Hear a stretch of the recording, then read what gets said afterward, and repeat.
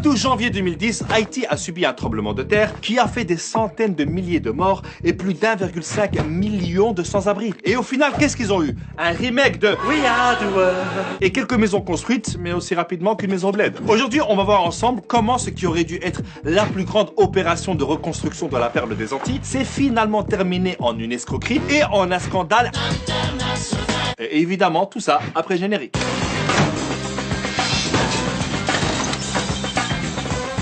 Il faut savoir que Haïti a été l'une des colonies les plus riches et la première république noire a proclamé son indépendance en 1804, soit 2-3 jours avant le lancement de Vivement Dimanche. Mais ça lui a coûté une dette coloniale à la France de plus ou moins 17 milliards d'euros d'aujourd'hui, qu'elle n'a fini de payer qu'au milieu du XXe siècle. Mais bon, après quand tu commences une histoire et qu'il y a les termes dette coloniale, t'imagines bien que ça finira aussi mal que Macron qui parle anglais. I don't like what you did in front of me. Faut savoir que le pays n'a jamais réussi à bien se développer et il est toujours dépendant des ONG et des organisations humanitaires, à tel point qu'on la surnomme la République des ONG. Depuis le tremblement de terre en 2010, t'as plein d'ONG et d'organisations humanitaires qui ont débarqué comme les Avengers mais version Bollywood.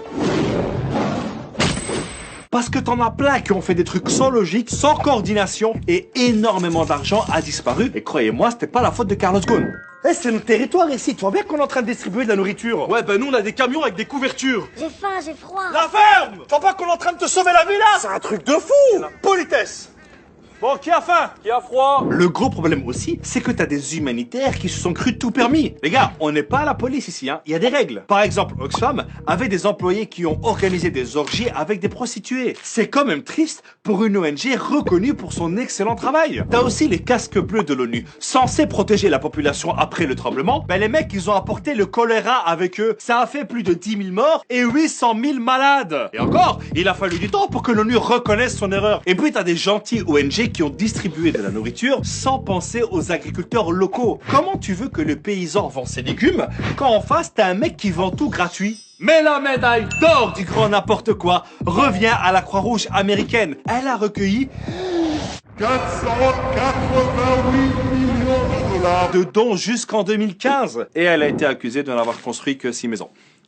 Les gars, Haïti, c'est un pays. C'est pas un Monopoly. T'as aussi l'agence américaine d'aide au développement qui a débloqué 2,5 milliards de dollars d'aide. Et bien sur tout ça, il n'y a que 2,6% qui a été versé directement aux entreprises ou associations haïtiennes. Le reste... Donc sous le coup de l'émotion, tout le monde s'est précipité, mais ça a été mal géré. Résultat, Haïti est devenu une espèce de centre d'entraînement pour des humanitaires qui ne connaissent ni le contexte, ni même le pays. Tu savais qu'ils parlaient français ici? Bah ouais. Je pensais qu'en Afrique, on parlait l'africain, moi. Mais on n'est pas en Afrique, on est à Tahiti. Ah, mais toi, t'es vraiment nul en géographie. Hein. On en apprend tous les jours. Hein. Vous avez faim, monsieur? Non, non, non, non, il a froid, il a froid. Et avec tout ce gâchis, tu dois encore rajouter la corruption généralisée des dirigeants. La Cour des comptes haïtienne vient de remettre un rapport sur le plus grand scandale de détournement d'argent de l'histoire d'Haïti, concernant l'affaire du Petro-Caribé et le détournement de 3,8 milliards de dollars qui a impliqué 4 présidents et 6 gouvernements. Du favoritisme, des contrats sans obligation, des budgets doubles, une quinzaine de ministres et même l'actuel président Jovenel Moïse sont pointés du doigt. Le grand pillage est arrivé. Le président Moïse est rejeté par tous les partis et la population. Donc d'un côté, t'as un Moïse qui divise la mer en deux pour faire passer son peuple. De l'autre, t'en as un qui divise le peuple pour faire passer l'argent. Jean-Michel, jeu de mots? Le mec, il gouverne par décret et il est protégé par des centaines de militaires et de mercenaires recrutés par la firme américaine Blackwater. Ça veut dire au noir en français. Ouais, c'est toujours plus stylé en anglais.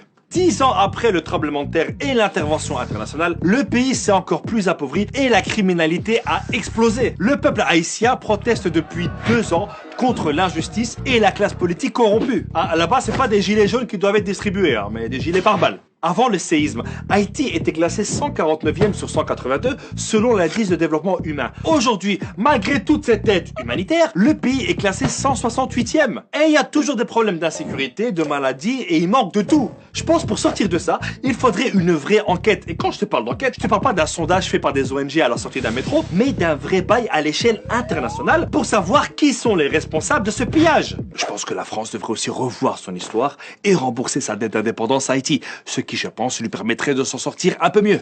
Notre présence ici n'a pas laissé que de bons souvenirs. Nous, on est avec le peuple. Ils sont debout comme ils l'ont fait à l'époque pour gagner leur indépendance. Et évidemment, n'oubliez pas de partager cette vidéo pour sensibiliser un maximum de monde. Et comme dirait mon proverbe, celui qui partage la vidéo